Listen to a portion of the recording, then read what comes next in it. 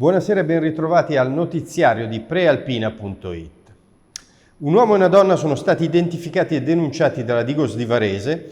Entrambi sono accusati di aver ingiuriato l'ex consigliere comunale varesino Piero Galparoli per le sue posizioni a favore del Green Pass e di essere gli artefici degli imbrattamenti avvenuti a Saronno e lungo la A36.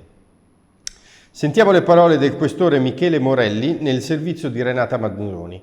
Immagini di Stefano Benvenu dell'agenzia Blitz. Prima lei ha rivolto un appello, perché magari c'è chi si approccia a questo tipo di attività con un po' di leggerezza. Sì, abbiamo visto intanto che anche l'età di questi attivisti è diciamo matura, per cui sono persone che evidentemente hanno un approccio recente a questa tipologia di iniziative, per cui noi ci sentiamo proprio di appellarci a loro affinché queste idee vengano espresse nella maniera consona, cioè rispettando le leggi, perché qualsiasi tipo di violazione che noi dovessimo riscontrare la perseguiremo. Questi sono reati, è bene rimarcarlo.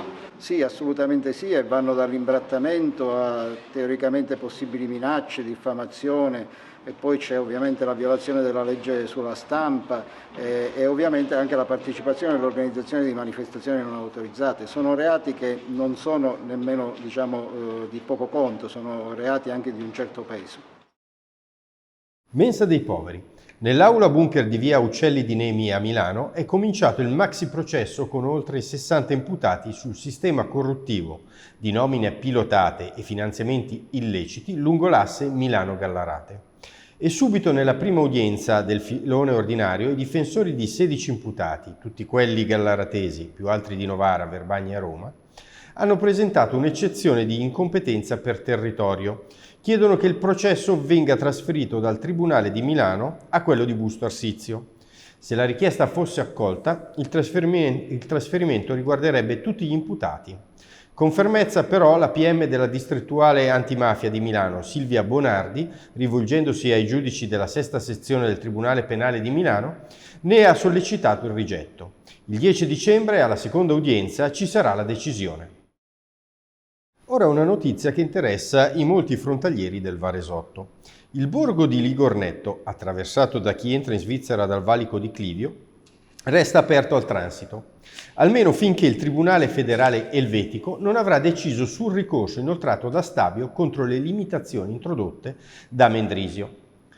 È stato concesso l'effetto sospensivo in attesa del verdetto nel merito, che però non arriverà a breve. Le limitazioni congelate prevedono la chiusura a fasce orarie del nucleo di Ligornetto dalle 5 alle 8 e dalle 16.30 alle 19.30 nei giorni feriali, ovvero proprio negli orari di punta del transito dei frontalieri. Chiudiamo con lo sport. Basket Serie A, una buona notizia per la Open Job Metis di Varese e per tutti i tifosi biancorossi.